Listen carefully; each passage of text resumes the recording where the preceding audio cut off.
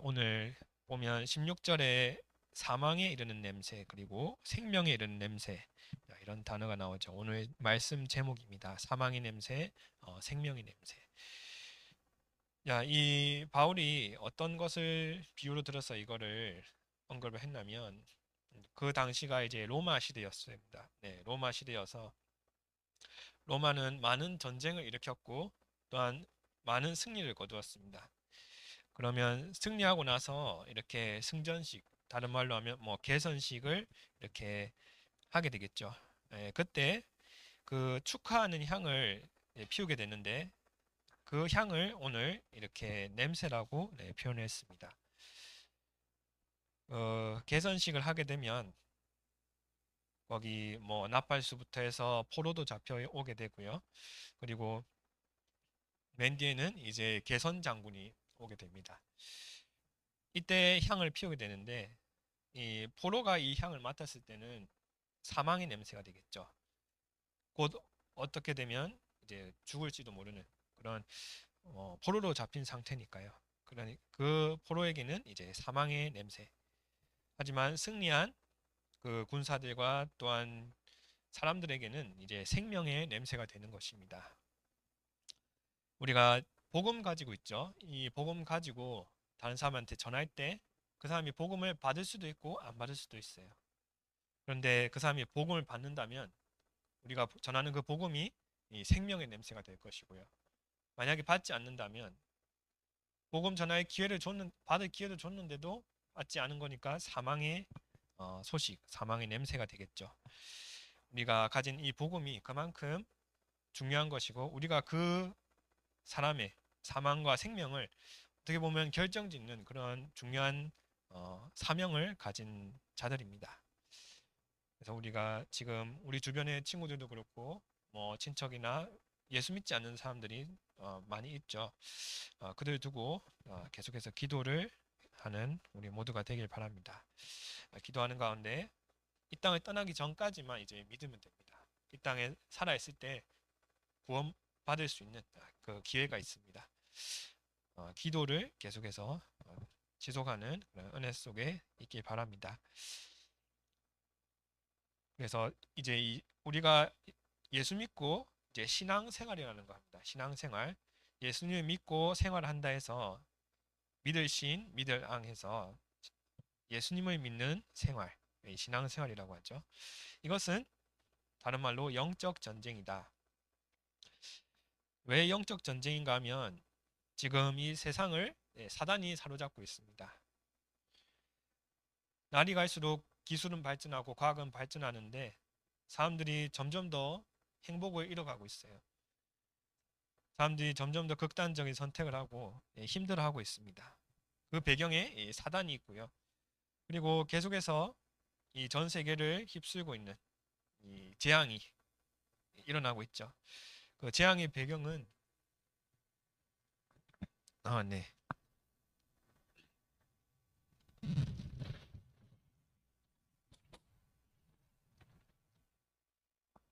네, 보이나요? 네, 재앙과의 또 전쟁입니다. 어, 뭐 요즘 3단체라고 메시지에서 나오는데 프리메이슨하고 뉴에이지 그리고 유대인 이 세 조직을 3단체라고 합니다. 이 프리메이슨은 굉장히 겉으로는 좋은 역할을 하는데 그 안에 그들의 모임을 보면 접신 운동하고 있어요. 그러니까 그 배경이 사단이니까 그들이 하는 결과도 결국 이 사단을 기쁘게 하는 역할로 이어지는 것입니다. 귀신 들린 사람들이 세상을 계속해서 장악하고 그리고 우리나라도 지금 무속이라는 배경이 정치에서부터 많은 경제까지 문화에까지 미치고 있죠. 이 귀신의 배경, 이 사단과의 전쟁과 더불어서 이것으로 인해서 오는 재앙과의 전쟁이 지금 우리가 싸워야 할 전쟁입니다. 그 하나님 떠난 사람들은 결국 지옥 배경 속에 살아가고 있죠. 그래서 이 땅에서 아무리 성공하고 아무리 뭔가를 이루었다 하더라도 결국 사단이 만들어 놓은 그 운명에서 빠져나올 수가 없습니다. 그래서 운명 사주팔자라고 그러죠.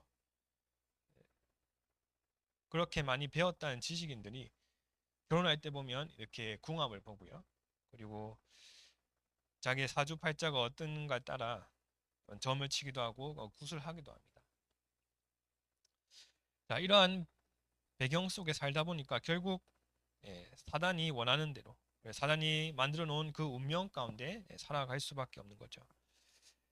예수 그리스도께서는 이 세 가지 사단과 재앙 그리고 지옥 배경이라는 이 멸망받을 수밖에 없는 거기서 완전히 승리하신 줄 믿습니다.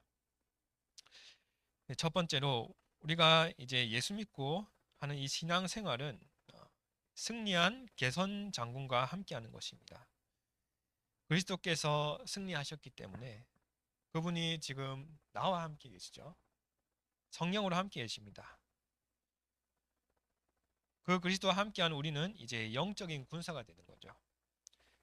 예수님께서 승리하신 개선 장군이시니까 그분이 나와 함께하고 나는 그 예수님의 명령을 따라서 인도받고 이 땅을 살아가는 영적 군사가 되는 겁니다. 영적 군사가 되었고 이리 승리했으니까 점령한 나라가 있겠죠. 그 점령한 곳에 이 승리의 깃발만 이제 꽂으면 되는데 이것을 우리는 쉽게 말해서 전도라고 합니다. 현장에 우리가 기도하면서 그리스도를 전달할 때 우리가 전하는 그 복음이 깃발을 꽂는 거예요. 그래서 그 사람이 복음을 받으면 그 사람이 바로 축복을 이제 받기 시작하는 거죠. 그렇게 해서 우리가 그리스도의 깃발을 꽂고 그 현장에 이제 흑암이 꺾여지고 하나님 나라가 이제 완전히 자리 잡히게 되면 그때부터 이제 축복이 시작되는 겁니다. 제가 여러 현장에 있어 봤어요. 일터를 막 자주 옮기다 보니까 여러 사람을 또 만나게 되더라고요. 보면 좀 성공한 사람들, 엘리트들도 많이 만나봤고요. 그리고 뭐 안정적인 직장, 여러분 대학교 교직원 되면 그 상당히 안정적인 직장입니다. 예, 그런 데 사람들도 참 열심히 살더라고요.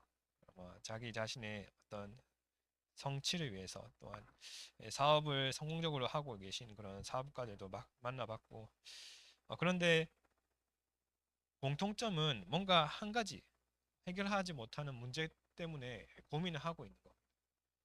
어떤 사람은 자기 내면의 그 해결할 수 없는 드러내지 못하는 그 문제 때문에 결국 안타까운 소식이 들리기도 하고 어떤 사람은 그렇게 열심히 일했는데 나중에는 뭐 풍이 걸리기도 하고 열심히 살았으니까 그 노력에 대해 결과도 있겠지만 그 부작용도 같이 따라오는 거예요. 그러니까 참 어떻게 보면 참 잘 산다, 열심히 산다 이렇게 보이지만 답이 없어서 조금 헤매는 부분도 보이는 거예요. 그러다 보니까 참 이들이 복음을 받았으면 그리고 이들의 삶이 분명히 달라지게 될 것인데 이런 생각을 하게 되고요. 또한 기도가 자연스럽게 나오게 되더라고요. 현장을 우리가 먼저 살리는 것은 뭐 우리가 열심히 잘해서 뭐 최선을 다해서 일을 잘해서 이런 것 이전에 먼저 복음이 들어가야 됩니다. 먼저 그 사람의 그 영혼이 사단의 자녀에서 하나님 자녀로 바뀌어야 됩니다. 자, 그렇게 될 때 내 영이 잘된 같이 범사에 잘되고 강건하기를 내가 간구하느라 이 바울의 고백이죠. 먼저 영이 살아야 되고요. 그 뒤에 따라오는 것이 뭐 정신적인 육신적인 부분을 우리가 또한 챙겨야 되겠죠. 이렇게 우리가 그리스도의 깃발을 꼽을 때 그 현장을 이제 살리게 되는 것입니다.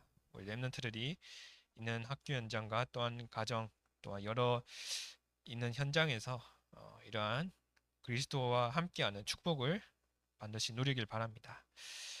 두 번째로 이 신앙생활은 기쁜 소식을 모든 백성에게 전하는 이 승리의 함성입니다. 이 기쁜 소식이라면 무언가 기쁜지 우리가 좀 정리가 되어야 되겠죠. 예수 그리스도께서 이제 승리하셨다. 우리가 하나님 만나기 전에는 이 사단이 가져다 놓은 그런 운명과 사주팔자, 그리고 가문에 내려오는 그 저주와 재앙 가운데 결국 지옥 갈 수밖에 없는 그 운명 가운데 해방될 수가 없었는데, 예수 그리스도 믿고 이제는 영접함으로써 우리가 여기서 이 사단과 재앙과 멸망에서 완전히 해방된 것입니다. 그래서 이 기쁜 소식을 누리고 전하는 것이 신앙생활이죠. 대표적으로 저희가 자주 얘기하지만 요셉을 보면, 요셉은 그 힘든 환경 가운데 이 하나님이 나와 함께 하시는 것, 그리스도께서 나와 함께 하시는 것을 누렸습니다. 그러니까 그 자기 어떤 환경도 그것이 전혀 문제가 되지 않았죠. 그것이 오히려 내가 복음을 더욱더 누리게 되는 발판이 되었습니다. 우리 렘트를 사는 가운데 때로는 힘든 여정이 또한 펼쳐질 겁니다. 또 공부할 때도 힘들 수도 있겠죠. 여러 가지 관계 속에서 힘들 수가 있습니다. 그때 우리가 우리의 감정과 우리의 어떤 체질이 나오는 것보다는 우리 속에 말씀이 떠올려지는 그런 축복이 있길 바랍니다. 그래서 우리가 말씀을 각인한다고 그러죠. 이 말씀 각인을 왜 하는가 하면 우리가 중요한 선택을 할 때 이 말씀이 떠올려져야 돼요. 우리는 그렇게 하지 않고 자꾸 나의 욕심대로, 나의 감정 따라 쉽게 행동하고 쉽게 판단하는데, 그렇게 되면 사실 이 성령의 인도와 하나님의 계획을 발견하기가 어려운 상태로 들어가는 거죠. 그래서 우리가 하나님께서 나와 함께 하시고, 그리고 나를 이렇게 해방하셨으니까 이 사실에 대해서 렘넌트들이 좀 깊이 묵상해 보는 시간을 가져보길 바랍니다. 예수 믿고 나의 어떤 점이 달라졌는가? 오늘 앞에 찬양 불렀죠. 주 예수 내 맘에 오시니. 그때부터 많은 변화가 일어나게 되는 것입니다. 렘넌트들이 찬양을 통해서 또 묵상을 통해서 하나님이 나와 함께 하시는 그런 축복을 진하게 누리는 그런 시간이 있길 바랍니다. 세 번째는 이제 우리는 이 그리스도의 향기를 온 땅에 이제 전달하는 것이 우리 앞으로 남은 미래에 걸어갈 길입니다. 그리스도의 향기가 전달될 때 일어난 일이 애굽에 보면 애굽의 출애굽기 3장 18절에 하나님께서 모세에게 바로왕 앞에 갈 때 피제사 드리러 가겠다 이렇게 말해라, 이렇게 모세한테 명령하는 내용이 나옵니다. 이 피제사는 구약에서 예수 그리스도를 설명하는 중요한 제사입니다. 자, 피제사라 하니까 뭔가 피와 관련돼 있겠죠. 이 피제사는 양을 잡아서 그 피를 흘리고 또한 번제를 드림으로써 그 제사를 드리는 사람이 자기의 죄를 사함을 받는 그런 의식을 말합니다. 이것을 하나님께서 언제부터 제사함 된다고 인정을 하셨냐면 창세기 4장에 나와요. 창세기 4장에 아벨하고 가인이라는 두 사람이 나오는데, 아벨은 피제사를 드렸어요. 그런데 가인은 자기가 추수한 곡식 가지고 지금 우리 조상 제사 드리듯이 막 곡식으로 제사를 드렸어요. 그런데 하나님께서는 가인의 제사, 그 곡식 드린 제사는 받으시지 않고 이 아벨이 드린 피제사만 인정하시고 죄를 사해 주셨습니다. 그렇다면 이 피제사가 제사함 받는다는 것은 성경에 분명히 근거가 나와 있죠.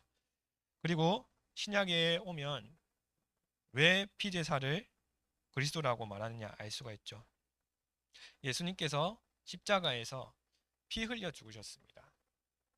그냥 뭐 갑자기 쓰러지신 게 아니고 십자가에서 달려서 피를 엄청 많이 쏟으시면서 죽으셨습니다. 죄 없으신 예수님께서 모든 인류의 죄를 단번에 사하기 위해서 성경에 약속하신 대로 십자가에서 피 흘리고 죽으신 것입니다. 피제사가 바로 이 예수님의 십자가에서 죽으심을 의미하는 거죠. 예수님이 오시기 전에 미리 그 예수님이 오실 것을 계속해서 기억하고 붙잡아라. 그런 의미에서 이 피제사를 하나님께서 계속 말씀하셨습니다. 그래서 애굽에 이 피제사 드리러 가겠다. 이 예수 그리스도 십자가에서 피 흘리신 그 그리스도 언약을 내가 붙잡겠다. 그때 일어난 기적이 이 10가지 기적입니다.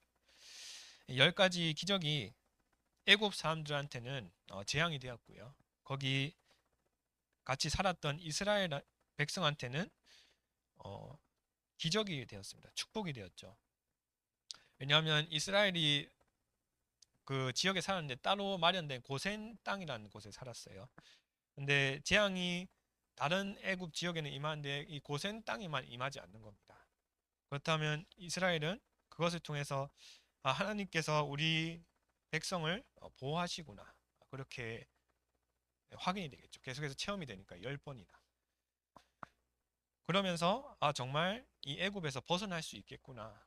이런 중요한 확신을 가지게 되는 그런 축복된 사건이 일어난 것입니다. 피제사 드리러 가겠다. 그 언약 붙잡고 인도받았는데 그렇게 응답이 온 것이죠. 그 이후에 이제 애굽에서 벗어나게 됩니다. 노예로 애굽에 400년 동안 종살이하던 이스라엘이 애굽에서 벗어났다. 그래서 출애굽이라고 그러죠. 출애굽은 애굽에서 벗어났다는 것을 세 단어로 줄인 겁니다. 벗어났으면 그 뒤에 이어지는 게 이제 광야라는 생활입니다. 자, 이때도 하나님께서 성막이라는 것을 먼저 만들게 명령하셨어요. 그 성막에서 계속해서 이 피제사를 드리고 또한 하나님께 계속해서 이제 하나님 중심으로 살 수 있도록 이렇게 인도를 하신 것입니다. 그래서 이 광야에서도 그리스도를 중심으로 역사가 일어났습니다. 자, 여기까지는 이제 구약의 그리스도의 향기가 전달될 때 일어난 일이고 또한 신약에는 안증뱅이가 고침을 받았습니다. 자, 이 안증뱅이는 사도행전 3장에 베드로가 이 안증뱅이를 만났어요. 그때 안증뱅이한테 내가 은과 금은 없지만 내게 있는 걸 내게 주겠다. 나사렛 예수 그리스도 이름으로 일어나 걸으라. 자, 이렇게 말했는데 안증뱅이가 팍 일어난 겁니다. 나면서부터 못 걸었는데 그 안증뱅이가 일어났으니까 얼마나 기뻤겠어요. 이것이 바로 이 그리스도의 향기가 전달될 때 일어난 겁니다. 자, 사마리아에 많은 병자들, 귀신 들린 자들이 있었는데 여기에 이 그리스도의 향기를 전하러 빌립이라는 사람이 들어갔습니다. 그래서 이 예수 그리스도를 믿어야 된다. 이렇게 전달을 하게 되고요. 거기서 많은 병자들이 이 예수 그리스도를 믿고 또 고침을 받았습니다. 복음을 막는 또 사울이 고침을 받았는데 이 사울은 바울이죠. 바울의 예전 이름이 사울입니다. 이 사울이 예수 믿는 사람들을 굉장히 많이 핍박했습니다. 예수님이 바로 그들이 기다려오던 그리스도인데 예수님이 그리스도다. 이게 매치가 안 된 거죠. 사울한테는요. 그래서 막 또 다른 예수 믿는 사람들이 핍박하러 가다가 예수님을 직접 만나게 되고 그 자리에서 이 사울이 회심을 하게 됩니다. 이 예수님이 내가 그토록 연구하고 공부하고 기다려온 그 그리스도구나. 그리스도의 향기가 전달되었을 때 이러한 병자가 고침받고 복음이 전파되어서 결국 전도자가 일어나는 응답까지 일어나게 되는 것입니다. 우리 렘넌트들이 가는 현장에 이러한 사단과 또한 재앙과 멸망 가운데 빠진 사람들이 자세히 보면 하나 둘 보일 겁니다. 다들 괜찮은 척 하고 있어요. 그래, 뭐 문제 없이 잘 살고 있고 뭐 좋은 아파트, 뭐 좋은 차, 뭐 겉으로 드러나는 것은 굉장히 문제 없는 것처럼 보일 수가 있어요. 근데 사실은 그들 마음속에 분명히 하나님 떠난 상태에 있기 때문에 고통 가운데 있는 부분이 있습니다. 가정이든지 뭐 직장이든지 뭐 여러 부분이든지 분명히 그것은 일어날 수밖에 없습니다. 자, 그들에게 이 그리스도의 향기를 렌트를 통해서 전달되는 그런 하나님의 역사가 있길 바랍니다. 결론적으로 우리에게는 이 그리스도께서 승리하시고 또한 함께 하시기 때문에 나는 현장에서 내가 있는 자리에서 영적 군사의 역할을 하면 됩니다. 자, 영적 군사의 역할이 무엇이냐? 바로 우리에게 주신 이 파수꾼의 사명을 감당하는 것이죠. 자, 이 파수꾼은 보초입니다. 보초 서는 거예요. 이 망대 위에 서서 적이 오는지 아는지 이렇게 감시하고요. 또한 적이 온다 그러면 빨리 내부에 알려서 뭐 대비하게 하고 이런 역할을 하는 것이죠. 우리가 이 파수꾼의 역할을 어떻게 감당하는 것이 할 수 있을까? 바로 24시 기도의 축복을 누리는 파수꾼이 되면 됩니다. 그래서 기도의 망대를 세우라. 우리가 구원받은 자는 하나님께서 우리를 파수꾼을 부르셨는데 그 파수꾼에게 필요한 것이 망대고, 그러면 어떤 것으로 망대를 세워야 될 것이냐? 바로 기도로 세우는 겁니다. 예수 그리스도 이름으로 기도할 수 있는 것이 우리에게 최고의 망대가 되는 줄 믿습니다. 한 일화가 있는데요. 한 선교사님이 어느 부족에 들어가서 복음을 전했습니다. 복음을 전하는데 사람들이 믿지 않는 가운데 그 부족의 추장의 아들이 예수님을 믿고 열렬히 이 선교사님 따라 이제 복음 운동에 동참하게 되었습니다. 그런데 너무 열심히 한 나머지 이 아들이 쓰러진 거예요. 복음 운동 하다가 쓰러지고, 그 추장은 그 아들이 쓰러진 걸 보고 왜 우리 아들이 이렇게 만드냐? 왜 이렇게 괜한 복음이라는 걸 전해서 우리 아들을 이렇게 거의 죽기까지 병져 눕게 만드느냐? 이렇게 원망을 했다고 합니다. 그래서 이 선교사님이 기도하는 가운데 이거는 분명히 사단의 역사다. 이렇게 해서 내가 이 아들을 두고 계속해서 기도로 결박해야 되겠다. 자, 이렇게 기도로 도전을 시작한 것이죠. 기도의 파수꾼으로 24시 기도의 축복 누리는 파수꾼의 도전을 시작한 겁니다. 그 뒤로 이 아들이 기적적으로 낫게 되고, 그 뒤로 그 부족에 복음이 들어가게 되고 추장까지 복음을 듣고 하나님 자녀가 되었다는 그런 일화가 있습니다. 우리 엠트를 가는 현장에 때로는 이 복음 전하는데 응답이 바로 안 보일 수도 있어요. 하지만 우리가 가진 이 그리스도라는 복음은 완전한 복음이고 오직 복음입니다. 그래서 이 그리스도 이름으로 우리는 그 어떤 것도 기도해서 응답받고 승리할 수 있을 줄 믿습니다. 이미 그리스도로 승리했기 때문에 우리가 기도로 이 예수 그리스도의 축복을 누리는 순간에 흑암은 무너지기 시작합니다. 사단 권세, 흑암 권세는 예수 이름 앞에만 벌벌 떨며 도망하기 때문에 우리가 이 그리스도를 누릴 때 흑암이 무너지고, 또한 흑암의 역사로 인해서 현장에 자리 잡고 있는 많은 잘못된 것, 그런 묶인 것들이 풀리게 됩니다. 그것은 바로 우리에게 응답으로 보여지게 되는 것이죠. 기도했을 때 이러한 응답이 계속해서 확인이 되면 이제 힘이 생기고, 나중에는 이 예수 그리스도 이름으로 질병도 도망가는 역사가 성경에 기록되어 있습니다. 우리가 복음을 누리다가 계속해서 이러한 응답 가운데 또한 힘을 누리는 가운데 있게 되면 예배드리는 시간이 아마 기다려질 겁니다. 날마다 새로워질 거고요. 하나님께서는 먼저 말씀을 통해서 성취될 말씀을 허락하십니다. 저도 거의 매주 느끼는 부분인데, 중고등부 때 제가 이제 말씀을 전하는 부분이 제가 준비한 부분도 있고 사실 준비 안 한 부분도 있어요. 근데 제가 나중에 듣는데 보면 좀 놀라운 거예요. 이런 부분이 어떻게 내 입에서 나왔지? 이런 생각이 들 때도 많고요. 그리고 한 주 살아가는데 그 말씀이 어떤 부분이 계속해서 연결이 되는 거예요. 정말 신기하다. 이거는 정말 나의 능력은 아니다.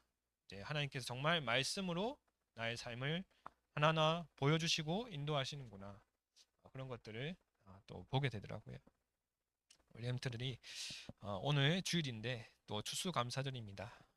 한 주간 또 그 의미를 정확하게 기억하고 또한 묵상하는 가운데 말씀 성취를 확인하는 한 주가 되길 바랍니다. 오늘 기도로 우리 엠트의 기도에서 응답받아서 가문 살리고 가정 살리고 현장 살리는 응답이 있는 한 주가 되길 바랍니다. 함께 기도하겠습니다. 승리하신 그리스도와 함께하는 축복 가지고 현장을 살리게 하옵소서. 24시 기도의 파수꾼으로 서게 하옵소서. 다 같이 기도하겠습니다.